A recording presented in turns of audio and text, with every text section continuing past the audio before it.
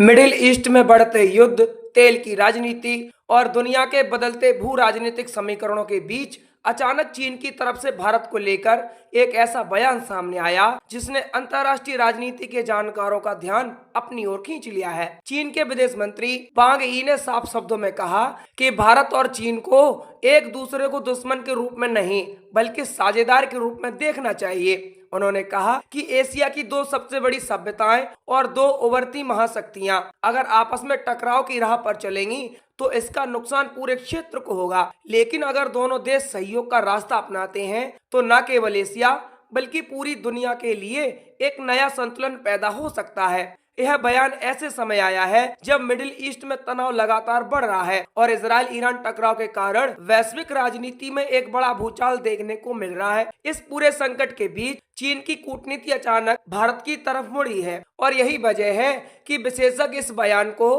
केवल एक साधारण बयान नहीं बल्कि एक बड़ी रणनीतिक चाल के रूप में देख रहे हैं। दरअसल पिछले कुछ महीनों से मिडिल ईस्ट में हालात तेजी से बिगड़ रहे हैं। क्षेत्र में सैन्य गतिविधियां बढ़ गई हैं और वैश्विक शक्तियां अपने अपने हितों को सुरक्षित करने में लगी हुई हैं। इजराइल और ईरान के बीच टकराव के कारण पूरे क्षेत्र में युद्ध का खतरा बढ़ गया है। इस बीच इजराइल के प्रधानमंत्री बेंजामिन नेतन्याहू ने यह तक कह दिया कि उनका देश ईरान के शासन को खत्म करने तक संघर्ष जारी रखेगा। इस तरह के बयानों ने दुनिया भर में चिंता पैदा कर दी है, क्योंकि अगर यह संघर्ष व्यापक युद्ध में बदलता है तो इसका असर सिर्फ मिडिल ईस्ट तक सीमित नहीं रहेगा बल्कि पूरी दुनिया की अर्थव्यवस्था और सुरक्षा व्यवस्था प्रभावित होगी। चीन जैसे बड़े देश के लिए यह स्थिति बेहद महत्वपूर्ण है, क्योंकि चीन की ऊर्जा जरूरतों का बड़ा हिस्सा मिडिल ईस्ट से आता है और अगर वहां अस्थिरता बढ़ती है तो चीन की अर्थव्यवस्था पर सीधा असर पड़ सकता है। इसी पृष्ठभूमि में चीन के विदेश मंत्री वांग यी ने एक प्रेस वार्ता के दौरान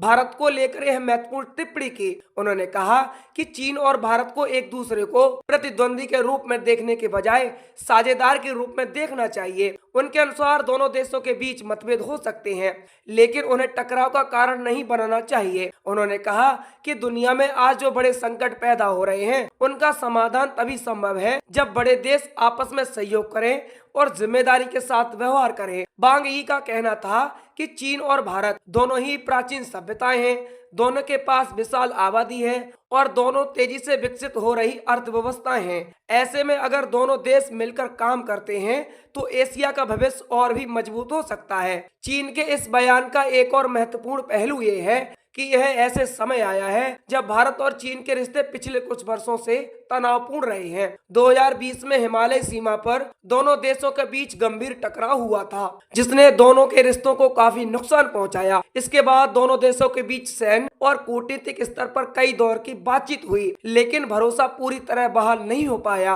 भारत ने सीमा पर अपनी सैन्य ताकत बढ़ा दी और कई चीनी ऐप्स पर प्रतिबंध भी लगा दिया।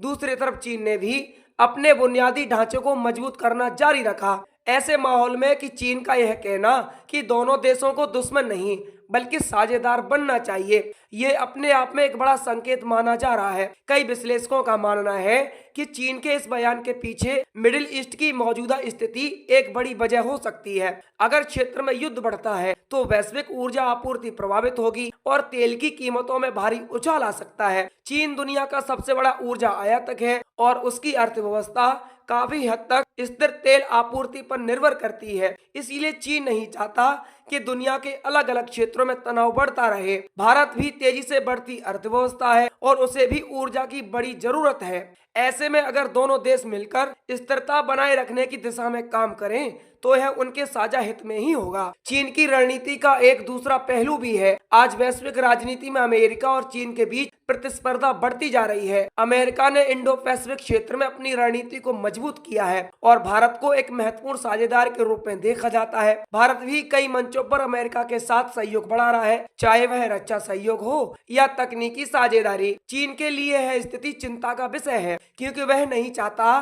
कि भारत पूरी तरह पश्चिमी देशों के साथ खड़ा हो जाए। इसीलिए चीन समय समय पर भारत को यह संदेश देने की कोशिश करता रहता है कि दोनों देशों के बीच सहयोग की संभावना अभी भी मौजूद है। वांग यी ने अपने बयान में यह भी कहा कि चीन और भारत दोनों ग्लोबल साउथ की आवाज हैं। उनका कहना था कि विकासशील देशों के हितों की रक्षा के लिए दोनों देशों को मिलकर काम करना चाहिए। उन्होंने ये भी कहा कि दुनिया में बहुध्रुवीय व्यवस्था उभर रही है और ऐसे समय में एशियाई देशों की भूमिका और भी महत्वपूर्ण हो जाती है। चीन चाहता है कि एशिया की बड़ी ताकतें मिलकर वैश्विक राजनीति में संतुलन बनाए रखें। अब हम आपको बताते हैं कि भारत का दृष्टिकोण क्या है। हालांकि भारत के लिए यह सवाल महत्वपूर्ण है कि क्या चीन के इस बयान को पूरी तरह भरोसे के साथ लिया जा सकता है, क्योंकि पिछले अनुभव बताते हैं कि चीन की कूटनीति अक्सर रणनीतिक उद्देश्यों से प्रेरित होती है। भारत और चीन के बीच सीमा विवाद अभी भी पूरी तरह हल नहीं हुआ है और दोनों देशों की सेनाएं अभी भी कई क्षेत्रों में आमने सामने तैनात हैं। इसके अलावा हिंद महासागर क्षेत्र में भी दोनों देशों के बीच प्रतिस्पर्धा बढ़ रही है। चीन ने पाकिस्तान के साथ मिलकर कई परियोजनाएं शुरू की हैं और हिंद महासागर में अपनी नौसैनिक मौजूदगी बढ़ा रहा है। भारत इसे अपनी सुरक्षा के लिए चुनौती के रूप में देखता है। इसी संदर्भ में पाकिस्तान का भी उल्लेख जरूरी है, क्योंकि चीन और पाकिस्तान के बीच घनिष्ठ रणनीतिक संबंध है। चीन पाकिस्तान आर्थिक गलियारे यानी सीपैक चीन की बेल्ट एंड रोड पहल का एक महत्वपूर्ण हिस्सा है। भारत ने हमेशा इस परियोजना का विरोध किया है, क्योंकि इसका एक हिस्सा पाकिस्तान अधिकृत कश्मीर से गुजरता है। इसीलिए भारत के लिए चीन के साथ रिश्तों को सामान्य बनाना आसान नहीं है। इसके बावजूद दोनों देशों के बीच व्यापार लगातार बढ़ रहा है। आज चीन भारत का सबसे बड़ा व्यापारिक साझेदारों में से एक है और दोनों देशों के बीच व्यापार का आंकड़ा बहुत बड़ा हो चुका है। कई विशेषज्ञ मानते हैं कि चीन का यह बयान वास्तव में एक कूटनीतिक संकेत है। चीन यह दिखाना चाहता है कि वह एशिया में टकराव नहीं बल्कि सहयोग की नीति अपनाना चाहता है। साथ ही वह यह भी संदेश देना चाहता है कि भारत और चीन के बीच मतभेद होने के बावजूद सहयोग के लिए जगह मौजूद है। अगर दोनों देश अपने मतभेदों को नियंत्रित रखते हैं तो वे कई क्षेत्रों में साथ काम कर सकते हैं, जैसे जलवायु परिवर्तन, वैश्विक व्यापार, तकनीक और विकासशील देशों के हितों की रक्षा। मिडिल ईस्ट के संकट ने इस पूरी बहस को और भी महत्वपूर्ण बना दिया है। अगर क्षेत्र में युद्ध फैलता है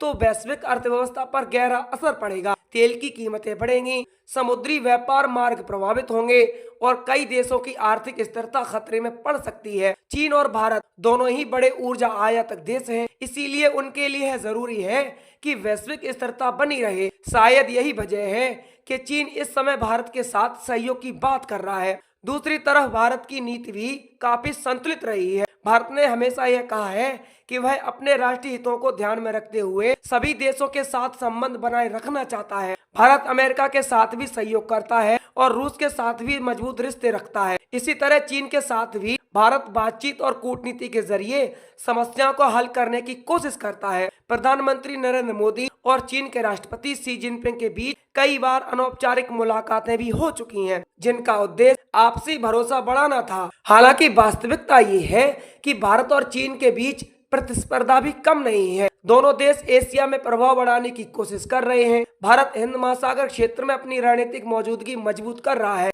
जबकि चीन अपनी बेल्ट एंड परियोजना के जरिए कई देशों में निवेश कर रहा है। दक्षिण पूर्व एशिया और अफ्रीका जैसे क्षेत्रों में दोनों देशों के हित कई बार एक दूसरे से टकराते हैं। इसीलिए विशेषज्ञ मानते हैं कि भारत चीन संबंध आने वाले वर्षों में सहयोग और प्रतिस्पर्धा का मिश्रण बने रहेंगे। चीन के ताजा बयान को इसी व्यापक परिप्रेक्ष्य में देखा जा रहा है। यह संभव है कि चीन वास्तव में एशिया में स्थिरता चाहता हो, लेकिन यह भी संभव है कि वह केवल रणनीतिक कारणों से यह संदेश दे रहा हो। अंतर्राष्ट्रीय राजनीति में अक्सर देश अपने हितों के अनुसार बयान देते हैं और परिस्थितियों के अनुसार अपनी रणनीति बदलते रहते हैं। इसीलिए भारत के लिए जरूरी है कि वह इस बयान का स्वागत तो करे, लेकिन साथ ही अपनी सुरक्षा और रणनीतिक हितों को भी ध्यान में रखे। कुल मिलाकर मिडिल ईस्ट के युद्ध के बीच चीन का यह कहना कि भारत और चीन को दुश्मन नहीं बल्कि दोस्त बनना चाहिए, वैश्विक राजनीति में एक दिलचस्प मोड़ का संकेत है। यह बयान बताता है कि दुनिया तेजी से बदल रही है